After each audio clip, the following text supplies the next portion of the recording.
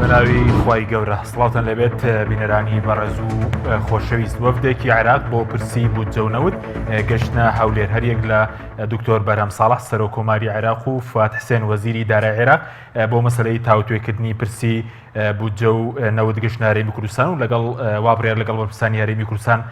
تاوتوێی پرسەکە بکەن بۆ قسەکردن لەسەر ئەم بابەتە میوانداری بەڕێز دکتۆر فازڵ نەبی بریکاری پێشووی وەزارەتی دارایی عێراقمان کردووە کە بەڕێزیان لە هەولێرەوە لەگەڵمان دەبێت. سەرەتا راپۆرتێک دەبین دواتر لەگەڵ میوانەکەمان دەست بە گفتوگۆکەمان دەکەین. بۆ تاوتوێکردنی پرسی بودجە و نەوت سەرۆکۆمار و وەزیری دارایی عێراق گەیشتنە هەولێر هەریەکە لە بەرهەم ساڵح سەرۆکۆماری عێراق و فواد حسێن بە فڕۆکەیەکی تایبەت گەیشتنە هەرێمی کوردستان و لە فڕۆکەخانەی هەولێر لەلایەن نێچیروان بارزانی سەرۆکی هەرێم پێشوازیان لێکرا. باپی زانیاریەکان بەرهەم ساڵح سەرۆکۆماری عێراق دوای کۆبوونەوەی لەگەڵ نێچیروان بارزانی چوارشەممە لەگەڵ حکوومەتی هەرێم و سەرۆکاتی پەرلەمانی کوردستان کۆ دەبێتەوە لەبارەی ئاجێندەی سەردانەکە. نووسینگەی ڕاگەاندنی سەرۆکۆماری عێراق بڵاوی کردەوە لە سەردانەکەیدا سەرۆکۆمار لەگەڵ بەرپرسانی هەرێم تاوتوێی کێشە هەڵپەسێردراوەکان دەکات. نێچیروان بارزانی سەرۆکی هەرێمیش دوای پێشوازی لە بەرهەم ساڵح لە لاپەڕەی خۆی لە تۆڕی کۆمەڵاتی فەیسبووک نووسیوێتی خۆشحاڵ بووم بە سەردانی سەرۆکۆمار و چاومان لە گفتوگۆیەکی بونیادنەرانەیە. لە لاکی دیکەوە فواد حسێن وەزیری دارایی عێراق دوای گەیشتنی بۆ هەولێر لەبارەی بودجەوە لەگەڵ وەزیری دارایی و پلاندانان و سەرۆکی دیوانی ئەنجومەنی وەزیرانی هەرێم کۆبووە. مە خۆشحاڵیەوە تێبینیەکان وەرگیرانەوە ئینشاءالله. دوای کۆبوونەوەکە جوتیار عادل و تەبێژی حکوومەتی هەرێم لە کۆبوونەوەیەکی ڕۆژنامەوانیدا ڕایگەاند تێبینیەکانی حکوومەتی هەرێم لە سەریاسەی بودجە وەرگیران و لێک تێگەیشتنی باش هەیە و کۆبوونەوەکانیش لەبارەی بودجە بەردەوامیان هەیە. هەوڵەکانی حکوومەتی هەرێم بۆ بەشداری لە داڕشتنی بودجەی عێراق بۆ ساڵی 2020 لە کاتێکدایە باهۆی نەبوونی یاسای بودجە لە هەرێمی کوردستان ئەگەری زۆرە کێشە بۆ پشکی هەرێم دروست بکات. باپی یاسای کارگەری دارایی عێراق کە لە 2019 لەلایەن پەرلەمانی عێراق پەسەندکراوە دەبێت هەرێمی کوردستان یاسای بودجەی هەبێت و دوای پەسەندکردنی لەلایەن پەرلەمانی کوردستان بنێردرێت بۆ وەزارەتی دارایی عێراق و لە ناو یاسای بودجەی عێراق دابنرێت. لە سەرەتای پەسەندکردنی یاساکە ئەحمەدی حاجی ڕەشید ئەندامی لیژنەی دارایی عێراق بارپرسانی هەرێمی کوردستانی لە مەترسی ئەو بەڕگەیە ئاگادار کردەوە، بەڵام دوو ئەندامی پارتی لە لیژنەی دارایی دەنگیان پێدا و ئێستاش مەترسیە بۆ سەر هەرێم. ئاوکات لە سەرپرسی بودجە و کێشەکانی هەرێم و عێراق وا بڕیارە ڕۆژی چوارشەممە محەممەد حەلبوسی سەرۆکی پەرلەمانی عێراق سەردانی هەولێر بکات. کۆبوونەوەی بەرپرسانی هەرێم و بەغدا لەبارەی بودجەوە لە کاتێکدایە هەرێمی کوردستان کۆمەڵێک داواکاری لە بەغدا هەن، لەوانە ناردنی شایستە داراییەکانی هەرێم، دانەوەی خەرزەکانی سەر حکوومەتی هەرێم، حەقدەستی کۆمپانیا نەوتیەکانیش. بەشێکیش لە ئەندامە کوردەکانی پەرلەمانی عێراق باس لەوە دەکەن ئەستەما عێراق بچێتەوە ژێرباری دانەوەی قەرزەکانی هەرێم، چونکە بەشێک لە بەرپرسانی عێراقیش دەڵێن هەرێم خەرزداری عێراقە، لە بەرامبەریشدا بەغدا داوا دەکات هەرێم ڕۆژانە 250,000 بەرمیل داهاتی خاڵە سنووریەکانی شووا فڕۆکەخانەکان ڕادەستی بکات. لامان کاتدا لەگەڵ نزیکبوونەوەی هاتنی یاسای بودجە بۆ پەرلەمانی عێراق و ئەنجامدانی هەڵبژاردننی ئەنجومەنی پارێزگاکان لەناو پەرلەمانی عێراق فشارێکی زۆر لە سەر عادل عەبدولمادی سەرۆکوەزیرانی عێراق لە سەر ڕادەستنەکردنی نەوتی هەرێم دروست بووە. لە دوای فرۆشتنی نەوت با شێوەی سربەخۆ لەلایەن هەرێمەوە کێشەی بەستنەوەی نەوت بە موچەوە سەری هەڵداوە. پێش ساڵی 2014 عێراق با بێ ڕادەستکردنی نەوت ساڵەنا بودجەی بۆ هەرێم دەنارد. دوای جاریش لە ساڵی 2013 عێراق 14 تریلیۆن دیناری بۆ هەرێم ناردووە، بەڵام لە ئێستادا داوای ڕادەستکردنی 250,000 بەرمیل نەوتی ڕۆژانە دەکات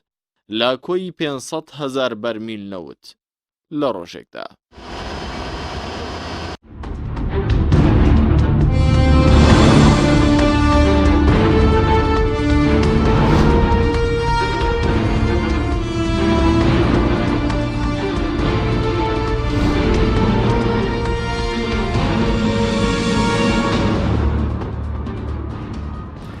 جارێکتر سڵاتان لەبێت بینەرانی بەڕێز دکتۆر فازڵ زۆر سوپاس بۆ بەشداریتان لە بەرنامەکەماندا گەسەرەتا لەوە دەست پێ بکەین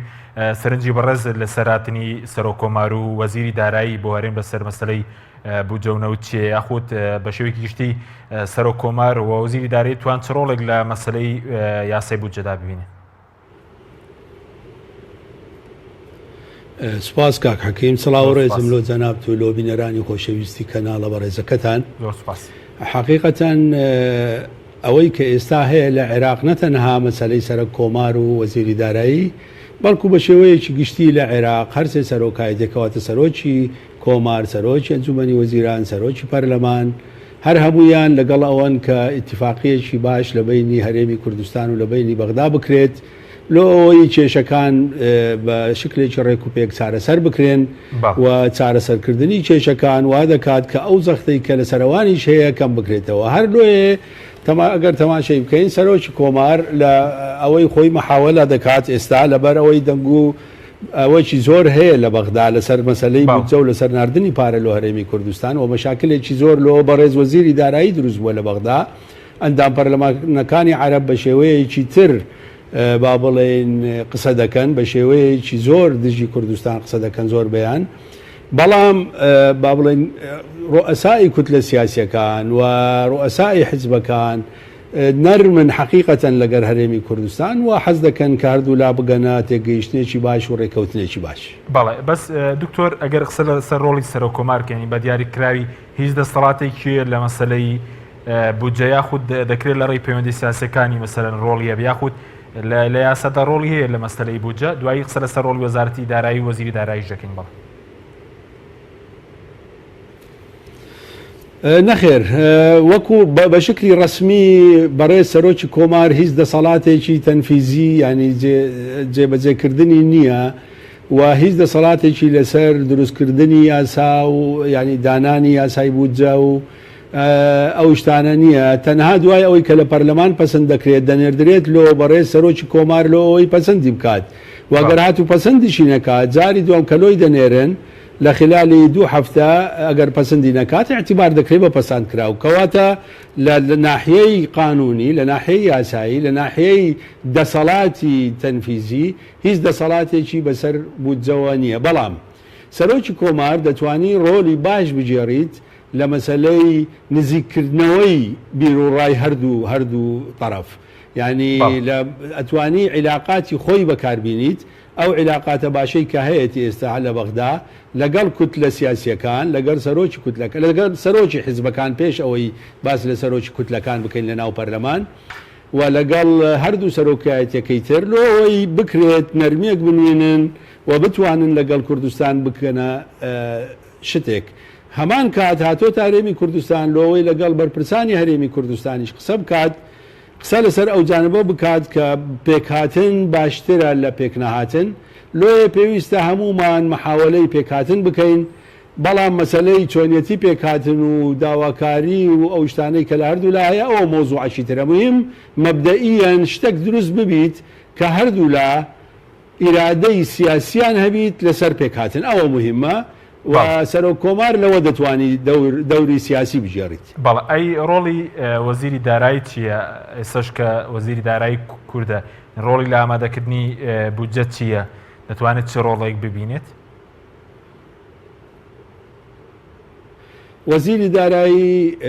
تەواوی دەسەڵاتەکانی دروستکردنی بودجە لە دەست وەزیری داراییە.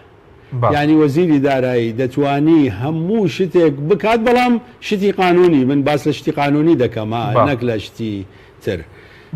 لە جانبی قانونی تەواوی دەسەڵات ینی 100% دەسەڵات لە دەست بەڕێز وەزیری داراییە کە دەتوانی بەو شکلەی کە هەیە بەو شکلی کە پێشتر هەبووە و دەتوانی بودجە ئامادە بکات و تەسیر لەسەر دائیرەی بودجە بکات لە ئەوەی بودجە بەو شێوەیە ئامادە بکرێت. دەتوانیت هەموو داخوازیە یاساییەکانی هەرێمی کوردستان تاکید دەکەمەوە داخوازی یاسایی وەزیریش ناتوانانی شتی خوانەخواستە نایاسایی بکات، هەموو داواکارە یاساییەکانی هەرێمی کوردستان بخاتە ناو قانونی بودجە. طبعاً ئەوە بیدایەتی دروستکردنی بودجەیە، بەڵام بودجە بەشتی تریش بە ڕێگای تریش داتێ دەپەڕی دیسان وەزیری دارایی لەوێ ناتوانانی 100% دەور ببینی وەکو ئەوەی کە باسم کرد 100% دەوری هەیە لە بنیاتنانی بودجە بەڵام لەوێش دەتوانی دەوری باش ببینی لۆ عبورکردنی بودجە لە ئەنجومەنی وەزیران و هەروەها تەفاهمێکی باش لەگەڵ لیژنەی مالی لە ئەنجومەنی نوێنەرانی عێراق کەواتە وەزیری دارایی دەوری زۆر بەرچاوی هەیە لە بنیادنانی بودجە تەنزیمکردنی بودجە و پەسەندکردنی لە ئەنجومەنی وەزیران و تەنسیق لەگەڵ پەرلەمان لۆ پەسەندکردنی زۆر باشە دکتۆر بەڕێز پێش ئەزمونت بۆ ینی لە وەزارەتی دارایی بە دیاری کراوی قۆناغەکانی ئامادەکردنی بودجێ عێراق چۆنن لە ڕووی کاتیشەوە ئێستا کاتی ئامادەکردنیت یاخود دواش کەوتووە لە وەزارەتی دارایی بۆی ئامادە بکرێت و بنێدرێت بۆ ئەنجومەنی وەزیران عادەتەن بودجە ئێمە ساڵانە پێشتر استراتیجەتی بودجەمان هەبوو و بۆ 3 ساڵ بودجەمان دادەنا بیدایەت لە بیدایەت دەستمان پێ دەکرد ئەو مۆزوعە لە کۆتایی 5 مانجی 5 کۆتایی دەبواە بێت و دواتر ئێمە لە یەکی 6ەوە دەستمان دەکرد بە دانانی بودجەی ساڵی داهاتوو یەک ساڵ ئەو بودجەیە طبعاً بە گوێرەی با بڵێن قانونی ئیدارەی مالی بە گوێرەی ئەو تەوقیتاتەی لە قانونی ئیداری مالیەوە هەیە دەبێ 15 آخر موعدە لە وەزارەتی دارایی کە دەبێ بودجەکە ڕەوانەی ئەنجومەنی وەزیران بکات ئەنجومەنی وەزیران لۆی هەیە لە ماوەی 1 مانگ تاوتوێی ئەو مەوزوعە بکات ئەنجومەنی وەزیرانیش دەبێت لە 15 بودجە بنێری لۆ پەرلەمان پەرلەمانیش دەبێت پێشی ساڵی داهاتوو ینی پێشی یەکی ساڵی داهاتوو دەبێت بودجەکە پەسند بکات ئەوە تەوقیتاتی داراییە جاری وا هەیە ئەو تەوقیتاتە تۆزێک دوا دەکەوی لە کاتی خۆی کە ئێمە لە بەغدا بووین وەکو وەزارەتی دارایی ئێمە ئەگەر زۆر تاخیر بوو بین 1 ڕۆژ تاخیر بووینە بە فکرم دێ لە 16 بودجەمان دەناردە ئەنجومەنی وەزیران بەڵام جاری وا هەیە لە ئەنجومەنی وەزیران تاخیر دەبوو تا دەڕۆیشتە پەرلەمان ئەوە مەوزوعێکی ترە بەڵام وەزارەتی دارایی دائیمەن لە 15 تا 16 بودجەی ئامادە کردو و نردوویەتی ئەنجومەنی وەزیران بەڵێ بە سەبارەت بە پشکی بریکاری وەزارەتی دارایی کە پێشتۆ بەڕێستان بریکار بوون هەر پشکی کوردە ئێستا پڕنەکراوەوە یاخود ئەگەر کورد بێ ڕۆڵی دەبێت لەگەڵ وەزیری دارایی یاخود ئێستا پشکی بڵێن لایانی ترە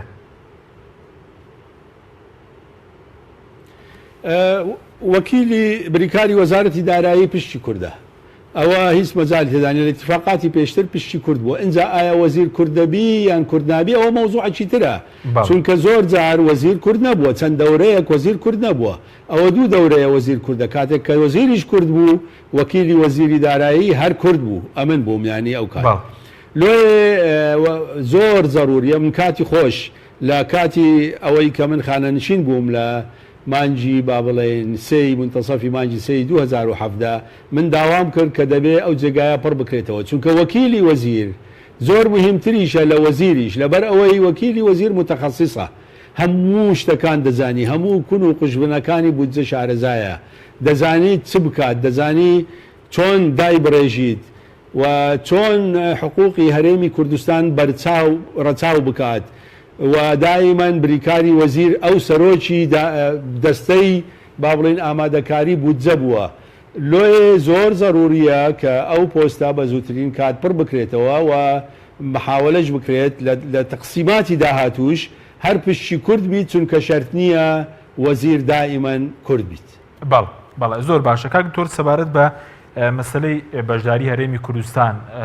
مەسەلام ڕۆژ کۆبوونەوەی وەزیری دارایی عێراق بووە لەگەڵ وەزیری دارایی هەرێم و وەزیری پلاندانان و کۆمەڵێک بەرپرسی دیکەی هەرێمی کوردستان ینی هەرێمی کوردستان ساڵانی پێشتر ئامادە بوو لە داڕشتنی بودجە یاخود ئێستا دەرفەت ماوە بۆ ئەم ساڵ بۆ ئامادەکردنی 2020 پرۆژەی 2020 هەرێمی کوردستان بەشداری بکە خۆی سیر کە مەسەلەی بەشداریکردن لە داڕشتنی بودجە تۆزە کسو تەفاهمی تێدایە لەلایەن ئەو خەڵکانەی کە متەخەسیس نین بەداخەوە ئەوڕۆ هەموو کەسێک لە بواری دارایی قسە دەکات کە ئیشی ئەویش نییە مەسەر ئێستا من ناتوانم لە جانبی قانونی یان هەندەسی یان طبی قسە بکەم چونکە ئیشی من نییە بەس بەداخەوە ئەو ڕۆوەی لایەتی هەموو کەسێک لە جانبی دارایی قسە دەکات مەسەلەی داڕشتنی بودجە ئەوە نییە کە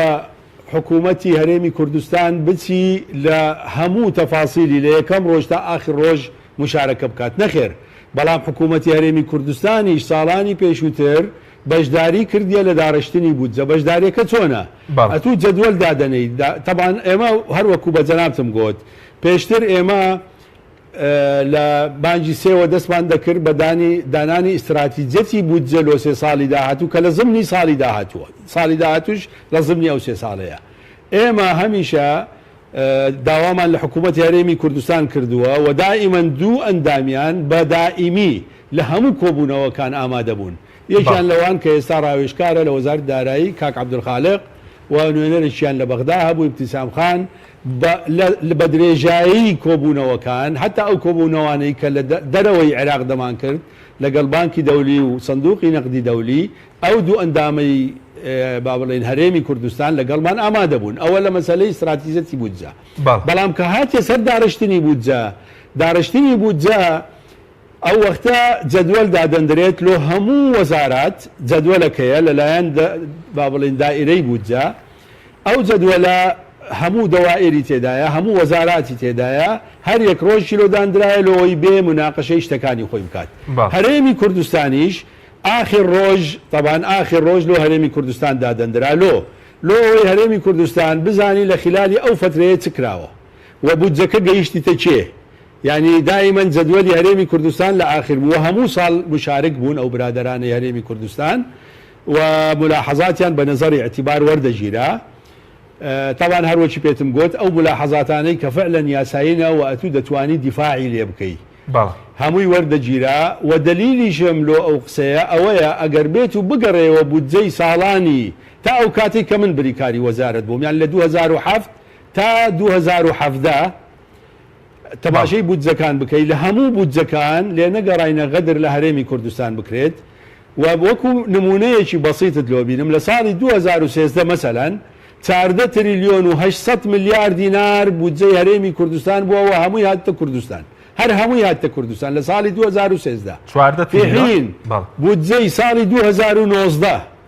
فیحین بودجەی ساڵی 2019 عێراق کە گەورەتر بووە لە بودجەی ساڵی 2013 عێراق بەڵام حسەی هەرێمی کوردستان 9 تریلیۆن و 800 ملیار بۆ سیرکە چ فەرقەکەیە چ غەدرێک لە کورد کرایە لە کاتی غیابی کورد لە بەغدا یعنی 14 تریلیۆن و 800 5 تریلیۆن دینار بودجەی هەرێمی کوردستان لە چاو بودجەی ساڵی 2013 کەمی کردیە ئەوە دلیلە لەسەر ئەوەی کە ئەو کات ئێمە هەمومان دەورمان هەبووە و لێ نەگەڕاینە غەدر لە هەرێمی کوردستان بکرێت باشە زۆر باشە بەس سەبارەت بە بەشداری هەرێمی کوردستان ئەگەر ئێستا هەرێمی کوردستان بەشدار بێت یعنی پێویستە چ جۆرە وەفدێک بنێرێت بە وەختا وەفدی سیاسی یاخود وەفدی تەکنیکی ئەوانەی کە شارەزان یاخود بە دیاریکراوی پرس و ڕاوێژ هەیە بە خەڵکی شارەزا لە بواری دارایی بۆ نمونە بەڕێز پێشتر بریکارە بوویت پرس و ڕاوێژێکتان پێ دەکەن لەلایەن لایەنە پەیوەندیدارەکانەوە لە ئامادەکردنی بودجەی عێراق کاک حەکیم حەقیقەتەن تا ساڵی 2019 بەڵێ پرس و ڕاوێژیان بە مندا ئەمن یەک لەوانە بووم کە پرس و ڕاوێژی زۆرم پێدەکران نەکەم بەڵکووە کەلیمەشم قسەی من مەسموع بوو حەقیقەتەن و حتا بودجەی ساڵی 2019 کە دانرا غەدرێکی یەکجار گەورە لە هەرێمی کوردستان کرایە لە بودجەی ساڵی 2019 بەڵام بەداخەوە خەڵکی ئێمە نازانی بە شکلی علمی جوابی ئەندام پەرلەمانە عەرەبەکان بداتەوە بەڵکو بە شکلێکی ئیستیفزازی جواب دەدەنەوەیان بە شکلێکی نامەنطقی و ئیلا ئەگەر تەماشەی بودجەی ساڵی 2019 بکەی ئەو غەدرەی کە لە هەرێمی کوردستان کرایە نەبوەشتیوە چونکە هەرێمی کوردستان لە بودجەی ساڵی 2019 بە گوێرەی ئەو تعدیلاتەی کە ئێمە کردمان لە وەزارەتی دارایی کوردستان لە بدایەتی ساڵی 2019 لۆ ئەوەی وەزارەتی دارایی عێراق ئەو ملاحەزاتانە لە نەزەری اعتیبار وەربگریوە بودجەکە ڕاستکاتەوە حسەی هەرێمی کوردستان لە 9 تریلیۆن و 800 ملیار کە ئێستا بودجەکەیە دەبووە 15 تریلیۆن و 600 ملیار واتە نزیکەی 6 ملیار عفوان 6 تریلیۆن 6 تریلیۆن دینار غەدر لە هەرێمی کوردستان کرایە لە بودجەی ساڵی 2019 بەڵام بەداخەوە خەڵکی ئێمە متەخەسیس نین نازانن شتەکان بە جوانی لێک بدەنەوە و جوابی خەڵکی مقابل بدەنەوە سیرکە ئێمە ملیارەکەی کە مانگانە لۆمان دێ او خلكاني كدرت التلفزيون حكومتي هريم ممكنه وخلشي تر يعني بشكل عام بله اواني كرد يعني كجوابي عربه كان ددنوا بله انت اگر تماشاش بكي تماشيك يعني تو 6 تريليون دينار غدرت لك في حين ب 453 مليار كرازي لكاتك اگر هاتو بودجا بقرابه وسر اصلي خوي اما لوزاره دارایی هرێمی کوردستان داوامان کرد بودجەی ساڵی 2019 وتمان کاکە ئێمە هیچ شتێک لێوە داوا ناکەین داواتان لێ دەکەین حکوومەتی عێراق بودجەکە وەکو ساڵانی 2007 و هەتا 2013 بودجە چۆن بووە چۆن هەتا 2017 عفوا 2017 بودجە چۆن دانرایە چۆن بۆ وای لێ بکەنەوە ئێمە شتی تر داوا ناکەین داوا دەکەین بودجەوەکی خۆی لێ بکرێتەوە ئەو شتە غێر قانونیانەی کە لە بودجەتان کردیە لای ببەن و وەکی خۆی لێ بکەنەوە ئەو وەختە ئێمە نە 250,000 بەرمیل باوەڕ بکە ئەگەر مانگانە 400,000 بەرمیلیشمان تەسلیمی بەغدا کردوایە هەر قازانجمان بوو بەڵام ئێستا بەداخەوە ئێستا من پێت دەڵێم کاکە حەکیم ئەگەر یعنی خەڵکی ئێمە بە شکلێکی استیفزازی قسە دەکات بە شکلی عەقڵ و مەنطق قسە ناکات دەچیت دەڵێت مەسەلەن ئێمە 250,000 بەرمیلەکە تەسلیم ناکەین جارێ لەبەرەوەی ڕاستە هەندێک گرفتی سیاسی هەیە لەگەڵ جیهاتی تر بەڵێ من لەگەڵ ئەوەم بەڵام کاکە گیان ئەتوێ ئێستا 250,000 بەرمیلەکە تەسلیمی بەغدا بکە ئەزانی زەرەرتە لە ناحیەی مادی کاکە حەکیم زیانەکە چییە ئەزانی زەرەرەکەی چونکە حسەی هەرێمی کوردستان بەڵێ زەرەرەکە چی ئێستا پێت دەڵێم حسەی هەرێمی کوردستان لە بودجەی عێراق 9 تریلیۆن و پۆینت 8 تقسیمی 12 مانجی بکە هەر مانجی 816 میلیارد دیناری بەبەردەکەوی لەو 816 میلیارە حکوومەتی عێراق 453 میلیارد لۆ دەنێری کەواتە 363 میلیارد دەمینی لای حکوومەتی عێراق 363 میلیارد طبعا زائد حسەی پێشمەرگە لەبەرەوەی هەرێ حسەی پێشمەرگەیان نەنار لەبەرەوەی ئیشکالێکی فەنی گەورە هەیە و ئیشکالی سیاسیش هەیە کە جێی ئەوە نیە لێرە باسی بکەین ئەنجا ئەتوو ئەگەر 250,000 بەرمیلەکە تەسلیم بکەی ئەو 363 میلیارەت لۆ دێت مانگانە واتە قیمەتی 250,000 بەرمیل کە نرخەکەی بە جوێرەی سعری عالەمی نزیکی 500 میلیارد دینارە ئەتوو 500 میلیارد دینار دەدەیە بەغدا لە بەغدا 353 میلیارد لۆ دێت تەماشەی ینی چه حیلەیەکیان لە هەرێمی کوردستان کردیە لە بودجە هی 2019 ئەنجا ئێمە زۆر مەمنونی بەغدا بووین و گوتمان بەغدا ئیشی باشی کردیە و وای کردیە و کاکە گیان بەغدا گەورەترین زوڵمی لە تو کردیە یا حکوومەتی هەرێمی کوردستان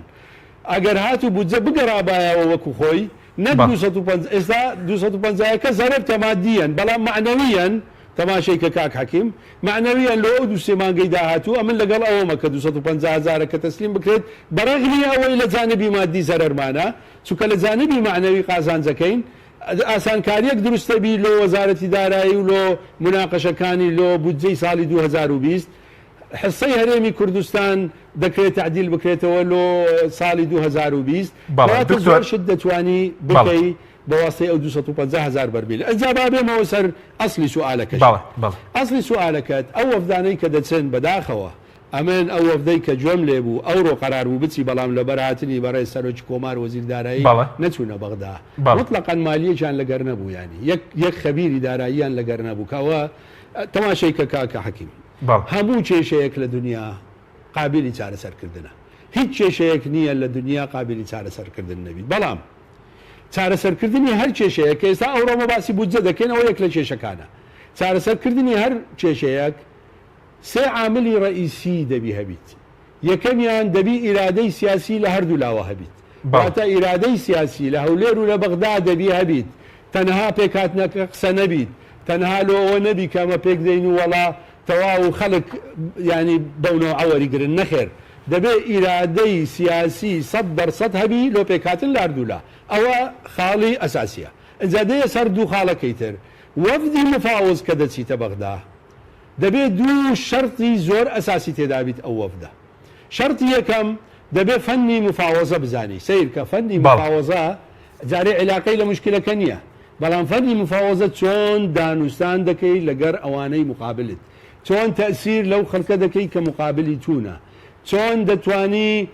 ئیستیفزازیان نەکەی هەتا پێت دەکرێت نابێ ئیستیفزازیان بکەیت دەبێت لێیان وەرگری دەبێت لەگەڵیان بڕۆی هەتا ئاخر حەد دەبێت لەگەڵیان بڕۆی ئەوە خاڵی یەکەم خاڵی دوام لە وەفدی مفاوز کە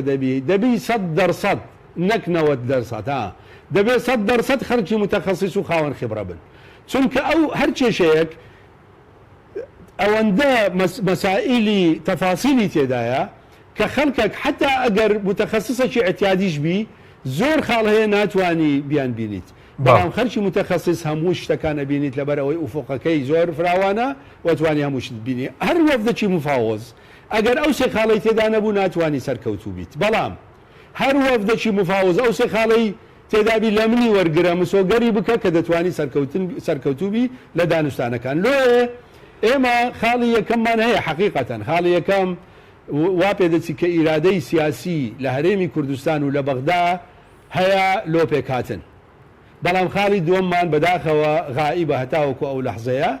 دەوارم کە لە داهاتوو زۆرە لە کوردستان خەڵکی زانا زۆرە لە کوردستان ئەکرێ ئیسیفادەیان لێ بکرێت لەو وەفدانە و بتوانن دەوری خۆیان ببین باشە بەزەمڕۆ خۆ وەزیری دارایی بەشدار بوو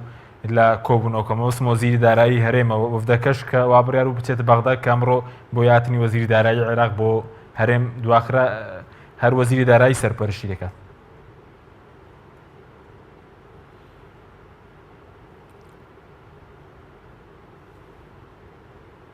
ئەلۆ بەڵە دکتۆر یان کوێت لێمە جێت لێمە کاک حەکیم بەڵە مەبەستمەوە بوو جملێتە بەڵام سوالەکەت بەڵێ پرسیارەکەمان لەسەرەوە بوو کە بەڕێز وتت ئەمڕۆ خەبیری دارایی لە کۆبوونەوەکە نەبوو بەڵام وەزیری دارایی هەرێم خۆی بەشدارە یعنی ئەو ناتوانێت ڕۆڵە ببینی کاکە جان کە من باسی خەبیری دارایی دەکەم خەڵکە کە لە هەموو کون و قوشبنەکانی مەسائلی مالی و بودجە بزانیت پاشی ئەوەی دەبێ ئەتوو مرونەیەکی زۆرت هەبی ئەو کەسەی کە ئەو ئیشە دەکات دەبێ خبرەیەکی زۆری هەبی چونکە دەبێ مرونەت هەبی لەو خاڵە چەند دەچێ پێش لەو خاڵەیان چەند پاش دێ پاش لەو خاڵە چەند زەخت دەکەی لەو خاڵە چەند ینی ئەزانی ئەوە زۆر زەڕوریە دانوستانە چونکە دانوستان کاکە حەکیم یان 0 یان 100 نییە لە بینی 0 و 199 خاڵ هەیە ئەتوو لە 99 مەسافات ئەتوانی دەوری خۆت ببینی ئەوە بە خەڵکی خاوەن خبرە دەکرێت بە خەڵکێک دەکرێت کە زۆر شارەزابی لە مەسائلی مالی و لە دەوڵەتیش خبرەیەکی زۆری هەبی لە زاحەیە عملیش لۆیێ ئەمن دەزانم لە هەرێمی کوردستان خەڵکی خاوەن خبرا هەیە و ئەکرێ ئیسیفادەیان لێ بکرێت ئەوە کافی نییە دوو کاکە حەکیم تەماشەی کە مەسەلەی دووەم کە زۆر مهمە پێکاتنەکە بەنەو عەقبی کە ئەتوو تەنها تەسیرت لە حکوومەتی عێراق نەبی بەڵکو تەسیرت لە ناو پەرلەمانی عێراق هەبیت ئەزانی واتە دەبێ بە شکلێکی ئەوەندە علمی و بە عەقڵ و مەنطق شتەکان داوا بکەی و شتەکان دابڕژرێن حتا ئەگەر وەزیری دارایی لەو فەرەز نابوو جەکەی بە کەیفی دڵی ئێمە کرد بەڵام کە چووە پەرلەمان باشە تو لە پەرلەمان ئەگەر نەتوانی قەناعەت بەو خەڵکە بینی لە پەرلەمان زۆر شت دەگۆڕێت زۆر شت دەگۆڕێت ئێمە ساڵانی پێشووتر باوەڕ بکە بودجە دەچۆ پەرلەمان داهاتەوە نەمان دەناسیەوە زۆر جار ناچار دەبووین لە محکەمەی ئیتیحادی تعنەوان لێ دەدا و لە هەندێک خاڵ دەمان بردەوە و شتەکانمان سپاس دەکەم کەواتە ئەتوو مشکلەکەت تەنها لەگەڵ حکوومەت نییە لەگەڵ وەزیری دارایی نییە کێشەکەی تو لەگەڵ زیاتر لە 300 ئەندام پەرلەمان بەڵێ سپاس دەکەم کاک دکتۆر ناوبڕێکمانەیە دوای ناوبڕەکە دەگەڕێنەوە لای بەڕێز بەڵێ بینێرانی بەڕێز ناوبڕێک و دەگەڕێنە وڵات تۆپ ئارت تاکە بریکاری تۆڕی میدیایی کۆمەڵ بۆ دروستکردن و بڵاوکردنەوەی ڕیکلام تۆپ ئارت ئایا تا ئێستا بیرت لەوە کردوتەوە کە ئینتەرنێتێکی بێسنوور بەکاربێنیت یان بیرت لەوە کردوتەوە کە بۆ هەفتەیەک یان 2 هەفتە ئینتەرنێتی بێسنوور بەکاربێنی سەرەڕای هەموو ئەمانە تا ئێستا بیرت لەوە کردوتەوە کە بۆ یاری ئەلکترۆنیەکان ئینتەرنێتی بێسنوور بەکاربێنیت بێگومان نەخێر فانسی نێت هەموو ئەم کێشانەت بۆ چارەسەر دەکات تۆش دەتوانیت بۆ ماوەی هەفتەیەک یان 2 هەفتە یان مانگێک بەردەوام بێسنوور لەگەڵمان بیت ئێستا خزمەتگوزاریەکانمان لەم شوێنانە بەردەستە سلەیمانی شارباژێر شارە زوور هەڵەبجە سەی سادق عربەت پێنجوێن بازیان تاسڵوجە و زەرگوێز فانسی نێت هەمیشە ئینتەرنێتی بێسنوور کارگەی شربەتی خاڵقی گیرەوەی خاڵقی بە تامەکانی پرتەقاڵ، مێوەژ، هەنار، لیمۆ و مۆز و ئەنەناس بەرهەم دەهێنرێت. تەواوی تامە سروشتیەکانی شربەتی خاڵقی وێنەی باخێکی پڕمیوەیە. کارگەی شربەتی خاڵقی لەگەڵ 24 ساڵ ئەزمون و بە تامی سروشتی. ناونیشان سلێمانی ناوچەی پیشەسازی دوو پشت ئەلبیستەکە. کارگەی شربەتی خاڵقی. هەمومان حەزمان لە برنجە. برنجێک تامی ڕاستەقینەی برنجمان پێ ببەخشێ. بازار جمەیتێک لە برنج، بەڵام بژاردەی من برنجی دۆلفینسیە. بە تام و بۆن هاوشێوەی برنجی کوردیە. 100% سروشتیە. برنجی خڕی دۆلفینسی شێفە گەورەکان سەرسامەکات. بۆیە بێ دوودڵی بژاردی من و کابانی ماڵە. تا ئێستا زۆر جۆری برنجم تاقی کردوتەوە، بەڵام هیچیان وەک دۆلفینسی نییە. تامێکی ترە ئێوەش دەتوانن تاقیکەنەوە. دۆلفینسی باشترینمان بە هەڵبژاردن. تۆپ ئارت تاکە بریکاری تۆڕی میدیایی کۆمەڵ بۆ دروستکردن و بڵاوکردنەوەی ڕیکلام. تۆپ ئارت.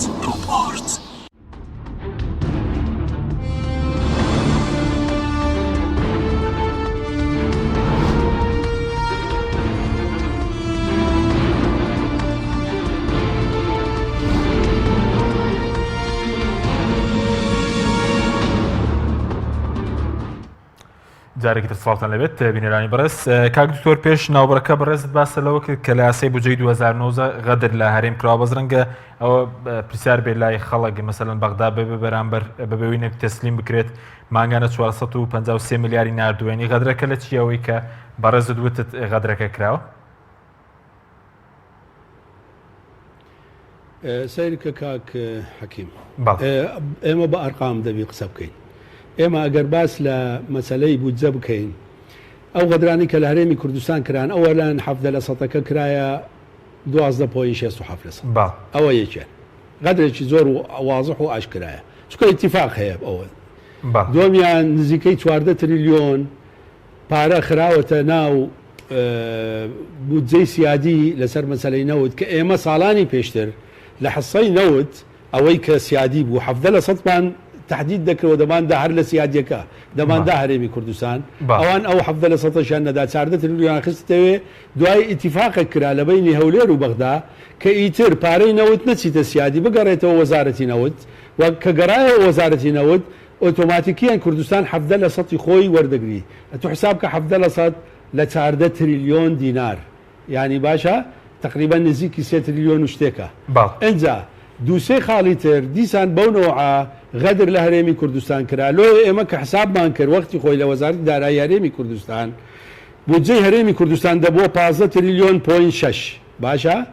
15 تریلیۆن پۆین 6 ئەگەر تەقسیمی 12 بکەی ئەو وەختە ئەتوو مانگانە تریلیۆنێک و تقریبا نزیکی 200 ملیار دینار تا 200 شتێک ملیار دینار باشە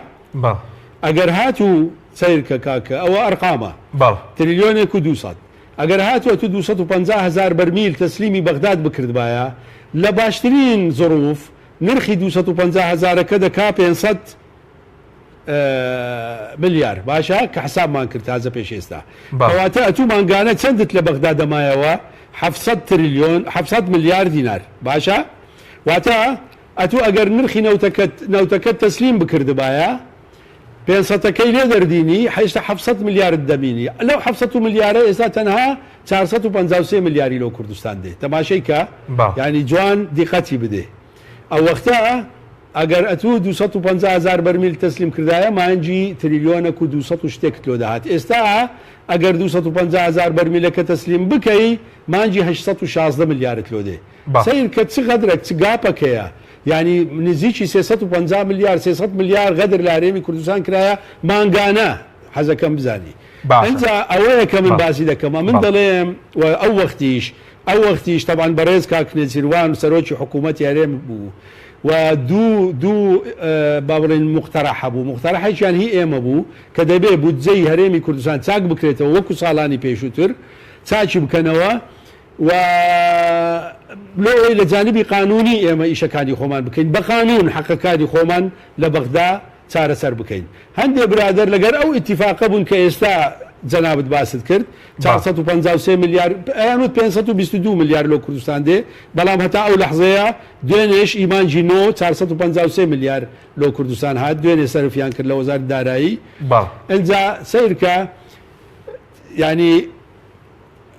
ئەتوو چەند ینی فەرقت هەیە لە پارەکە ئەگەر 250 تەسلیم بکەی 9 تریلیۆن و پۆینت هەشتت لۆ بێ یان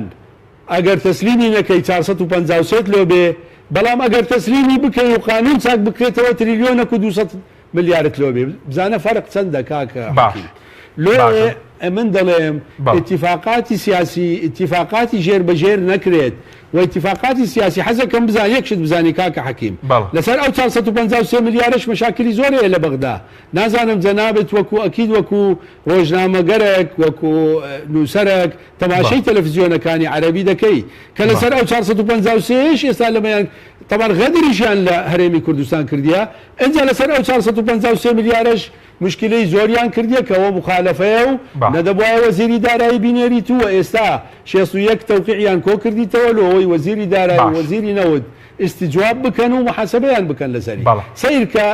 غەڵەتی مە لە چ بوو غەڵەتی مە لەو ئیتیفاقە سیاسیە بوو لە زیاتی ئەوەی شتەکانی خۆمان بە قانون ڕاستکەینەوە بە قانون چارەسەری بکەین دەوارم ئیستیفادە لەو هەڵانە وەربگیرێت لە مەسەلەی بودجەی ساڵی 2000 باشە بەس دکتۆر بۆ ئەم ساڵ ینی ئێستا بەرەزت ینی پێدوای ئەم ساڵی ئەگەر نەوتەکە تەسلیم بکرێ بە قازانجی یابووری هەرێمی کوردستان و 150 یاخود چۆن تەسلیم بکرێ یاخود ئەگەر وەکو ساڵی ڕابردوو بێ بۆ نمونە یاخود ئەگەر هەیە وەکو ساڵی ڕابردووگە نەوتیش تەسلیم نەکەین بودجەکە بێت طبعا بە جۆرەی ئەو قسانەی کە گوێمان لێ دەبی لە ئەندامانی پەرلەمانی عێراق حتا لە ئەندامە کوردەکانی خۆمان کە داوا دەکەنەوە 250,000 بەرمیلە تەسلیم بکرێت چونکە ممکنە ساڵی داهاتوو هەر بەجارێک ئەو 450ش ببڕدرێت ئەگەر هاتوو تەسلیم نەکرێت طبعا ئەمن تازە پێش ئێستا لۆ جەنابتم باس کرد لە جانبی دارایی ئێمە زەرەرمانە 250,000 بەرمیل لۆ ئەو سێ مانگەی داهاتوو تەسلیم بکەین بەڵام من لەگەڵ ئەوەم تەسلیم بکرێت حتا ئەگەر زەرریشمان بی لە جانبی دارایی لۆ ئەوەی بەهانە نەدەینە عێراق بودجەکەی ئێمە لۆ ساڵی 2020 دەستێوەردانی تێدا بکات و وەتێکی بدات بەعکسەوە ئێمە زەرەر دەکەین تۆزێک لە جانبی مادی بەڵام لە جانبی قانونی زۆر قازانج دەکەین دەتوانین بودجەی ساڵی 2020 بەرەو پێشتری بین وە زۆر چاکتری بکەین لە بودجەی ساڵی 2019 هەیە کەواتە من لەگەڵ ئەوەم تەسلیم بکرێ بەڕەغمی زەرەری مادی باشە بەس لەناو باسی پەرلەمانی عێراقت کرد ینی فراکسیۆنە کوردیەکان لە لۆبیکردن لەگەڵ فراکسیۆنەکانی ترناو پەرلەمانی عێراق دەتوان چ ڕۆڵێک بینەوە خۆ دامەجو ئێستا فشارێکی زۆر لەسەر عادل عەبدولمەهدی هەیە و نزیک بوونەوە لە هەڵبژاردننی ئەنجومەنی پارێزگاکان هەیە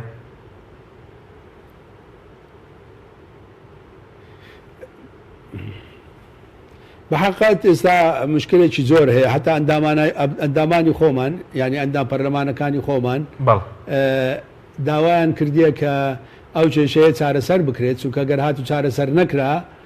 کێشە لۆ ئەوانیش دروستەبی لۆ ساڵی داهاتوو و ئەوانیش ناتوانن چونکە زانی مەسەلە کەمینە و زۆرینەیە لە بەغدا و ئەتوو ئەگەر لە جانبی علمی و لە جانبی منطقی پێکهاتنێکی باش نەکەی لە گەریان ئەو وەختە برادرانی ئێمەش ناتوانن ئەو دەورەی کە پێویستە بیبینن و گرفتیان لۆ دروست دەبیت هەروەکو ئەو ئێستا گرفتیان لۆ دروست بووە کاتێک کە مناقەشاتی بودجەی ساڵی 2020 تەواو بووە حەزەکەم کاک حەکیم یەکشت بزانی مناقەشاتی بودجەی ساڵی 2020 تەواو بووە تەنها ئێستا هەرێمی کوردستان ئاخر وەزارەتە کە دەبێ بیستە بەغدا لە ئەوەی بتوانی داواکارەکانی خۆی جێ بکاتەوە واتە مناقەشاتی دروستکردنی بودجە ئامادەکردنی بودجە هەمووی تەواو بووە و بودجە تقریبان لە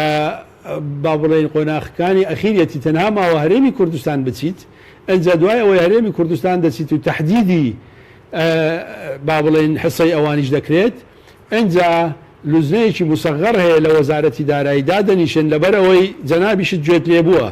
لە بودجەی 2020 عەجزێکی یەکجار گەورە هەیە هەروەکو ئەندام پەرلەمانەکان باسییان کرد بەڵام باس لە 72 تریلیۆن دینارەکەن بەڵام ئەو ڕاستە ئێستا شکلیان 72 ملیار دینار ممکنە 72 تریلیۆن عفوان 72 تریلیۆن دینار ممکنە عجز هەبیت بەڵام دائما دواتر لزوێکی مسەغەر هەیە وەزیری دارایی وەکیلی وەزارەت مدیر عامی دائرەی موازنە دادەنیشن جارێکی تر بە بودجەدا دەچنەوە و دەیبڕن ئەو جارە ئەو ئیتیفاقاتەی کە کرایە لەگەڵ وەزارات لی کەم دەکەنەوە لەوەی بودجەکە کەم ببیتەوە و بالتالي عزیش کەم بیتەوە چونکە عێراق حکوومەتی عێراق ناتوانانی بودجەیەک بداتە پەرلەمان کە عجزەکەی زیاتر لە 30 تریلیۆن دینار بی ئێمە ساڵانی پێشتر زۆر ئیشمان لەسەرەوە کرد کە عجز بینی نەخوارێ دواگەر تەماشای ساڵانی پێشووتر بکە ئێمە عجزمان گەیاندا 17 تریلیۆن و نیو ئێستا باسە 70 تریلیۆن ئەکرێت لێ حقیقەتەن کێشەکە گەورەیە کێشەکە ئاسان نییە من لەگەڵ هەندێک بەرپرسانی وەزارەت دارایی قسەم کردیە مشکلەکەیان ئەوەیە کە داواکاری یەکجار زۆر لە محافظات هەیە داواکاری یەکجار زۆر لە وەزارات هەیە و هەندێک مؤسساتی تر گەورە بوونە ئەجا ئەوە وای کردیە کە بودجەکە زۆر زەبەلاح ببی بەڵام ئەو بودجەیە نە حکوومەتی عێراق خۆی دەتوانێت ئەو بودجەیە تەقدیم بکات نە سندوقی نەقدی دەولی و بانکی دەولی قبول دەکەن کە بودجە بەو شکلە تەقدیم بکرێت لێ دواتر ئەو لوزنە مسەغەرەدا دەنیشی و دەست بە بڕین دەکات لە هەموو وەزارات و مؤسساتی دەوڵات جارێکی تر ئەو بودجەیە کەم دەکرێتەوە لە ئەوەی عجزەکەش کەم بکرێتەوە ئەوە بکرێت ئەو مەسائلانە دەبێت لە خلالی هەفتەی داهاتوو وەزارەتی دارایی ئیش و کاری خۆی تەواو بکات و بودجەکە بنێرێتە بەغدا بنێرێتە حکوومەت بەڕەغمی ئەوەی کە تاخیر بوو هەروەکو باسم کە چونکە ئێمڕۆ هەفتەی مانگ ئەوە بەرەوە هەژدەی مانگەڕۆین بودجەکە تاخیر بوو بەڵام لۆ هەفتە چیش ممکنە مەجای تەجیلکردنی تێدا سپاس دەکەین کاکتۆر کاتێکی کەممان ماوە گەر بە کورتی وەڵامی چەند پرسیارێکی ترمان بدەیتەوە سەبارەت بەوەی کە تۆ گەشتبینی بەڕێکەوتن یاخود کێشە بۆ موچەی فەرمانبەران دروست دەبێتەوە بۆ ساڵی داهاتوو ینی پێ دوای کام ئاراستەیە زیاتر زاڵە کاکە حەکیمە من لە تۆلی ژیانم هەمیشە گەشتبین بوومە هیچ ڕۆژێک ڕەشبین نەبوومە چونکە ئەزانم لۆ هەموو کێشەیەک چارەسەر هەیە هیچ کێشەیەک نییە لە دنیا چارەسەری نەبی لۆیە گەشتبینم ئینشاءالله لۆی هەردوو حکوومەت بگەنە نەتیجەیەک بەڵام ئەو قسانەی کە ئێمە کردمان لە نەزەری اعتیباری وەرگرن لۆی بتوانن چۆن دانوستان لەگە تەرەفی مقابل دەکەن ئەو وەختە بەڕێی من کێشەکان چارەسەر دەکرێن ئەگەر خەڵکی علمی و خەڵکی بە منطق قسە بکەن لەگەڵ بەغدا بەڕێی من چارەسەر دەکرێن داوای شتریشمەیە حکوومەت یاریێمی لە حکوومەت بەرپرسانی کورد چ لێرە چ لە بەغدا ڕۆژی ئیستیفزازکردنی حکوومەتی عێراق و ئەندامانی پەرلەمانی عێراق نییە حقیقەتەن با دوورکەوینەوە لەو قسانەی کە ئیستیفزازی تێدایە با دوورکەوینەوە لەو مەسائلانە چونکە مەسەلەی ئیستیفزاز ئەوان زیاتر گەرمتر دەکات لەسەر دژایەتیکردنی ئێمە بۆ نمونە مەسەلەن لە کوردستان باسی 8 میلیارد دینار کرا 8 میلیارد دلار کرا کە عێراق قەرزاری حکوومەتی یاریێمی کوردستانە ئەوە زەزەیەکی زۆری لەناو ئەندامانی پەرلەمان لە بەغدا دروست کرد لۆیە لە لیژنەی مالی پەرلەمان ڕاستەن جوابی ئێمەیاندایە وتیان حکوومەتی هەرێمیش 100 میلیارد دینار قەرزاری بەغدایە وەزیری نەوتی عێراقی کە ممثلی حکوومەتی عێراقە جوابی ئێمەی دایەوە وتی هەرێمی کوردستان 82 میلیارد و نیو دۆلار قەرداری ئێمەیە یعنی نەوع ناخۆشیێک خەریک بوو دروستە بوو لۆیە من داواکارم لە بەرپرسانی خۆمان چ لێرە چ لە بەغدا مەسائلی ئیستیفزازی باس نەکەن با مەسائلی ئەوڕۆ مستەقبەلی باز بکەن محاولە بکەن کێشەکان لۆ مستەقبەل چارەسەر بکەن لۆی ئینشاءالله خەڵکی هەرێمی کوردستانیش بتوانێت وەکو خەڵکی ترموچەکانی خۆیان لە کاتی خۆیان وەرگرن ئەو با بڵێن قەرزەکانیان بدرێتەوە قەرزی تاجیر و مقاولەکان بدرێتەوە و پرۆژەکان دەست پێ بکرێنەوە کە چەند ساڵە و پرۆژانە وەستاون ئومێدم زۆرە کە بگەنە نەتیجە ئەگەر هاتوو ئەو خاڵانەی کە باسمان کرد ڕەچاو بکرێن من متاکیدم 100% دەگەنە نەتیجەیەکی باشی ئینشاءالله بەڵێ زۆر باشە سەبارەت بە مەسلەی بڵین سەرچاوەکانی داهات لە هەرێمی کوردستان پێ دوایەگە لە هەرێمی کوردستانش داهاتەکان ڕێک بخرێنەوە دووبارە توانرێت مەسەرەن کێشەی موچەی فەرمانبەران کێسە دواکەوتنی چارەسەر بکە یاخودەوەی لەگەڵ عێراقیش کێشەیە ژێوێ کە ئێمە مەزەن لە عێراق موچەخۆرمان مەسەرەن کەمە یاخود بڵین فەرمانبەر 682,000 کاکە حەکیم ئەگەر تەماشای لێدوانەکانی من بکەیهی 2 ساڵ پێش ئێستا و ئەوەی پاریش هەر لە قەناتی خۆتان و لە هەموو کەناڵەکانی تر بەبێ ئیستیسنا ئەمن هەمیشە داوای ئەوەم کردیە کە پێویست بەوە دەکات هەموو سەرچاوەکانی داهات بگەڕێنەوە خەزانەی دەوڵەت، بگەڕێنەوە وەزارەت دارایی حکوومەتی هەرێمی کوردستان، چونکە ئەوە چارەسەری زۆربەی هەرە زۆری کێشەکانی حکوومەتی هەرێمی کوردستان دەکات. و ئەگەر بە فکریشت بێ کاتی خۆی حتا من باسم لە گومرگەکان کرد و زۆر بەتوندی باسم کردەوە بوو کە بە سوپاسەوە بەڕێز سەرۆکی حکوومەت ئەوسا کاکنێتیروان ئەمرێکی دەرکرد کە دەبێت داهاتی هەموو گومرگەکان بگەڕێتەوە وەزارەت دارایی هەرێمی کوردستان. ئێمە پێویست بەوە دەکات دەبێ ئیتر خۆمان تەنظیم بکەینەوە، دەبێت لەو پەڕ و پەرتەوازیی کە هەیە وازی لێبینین، دەبی بە شکلێکی علمی خۆمان ئیعادەی تەنظیمی خۆمان بکەینەوە، چونکە ئێمە تا ئێستا زەرەرمان کردیە لەو مەسائلانەی کە هەبووە پێشتر کە هاتوو ئەگەر هاتوو ئیعادەی تەنظیمی خۆمان کردەوە زۆربەی کێشەکان لە ناو خۆمان چارەسەر دەکرێن و دوایی دەتوانین کێشەکانی خۆشمان لەگەڵ خەڵکی تر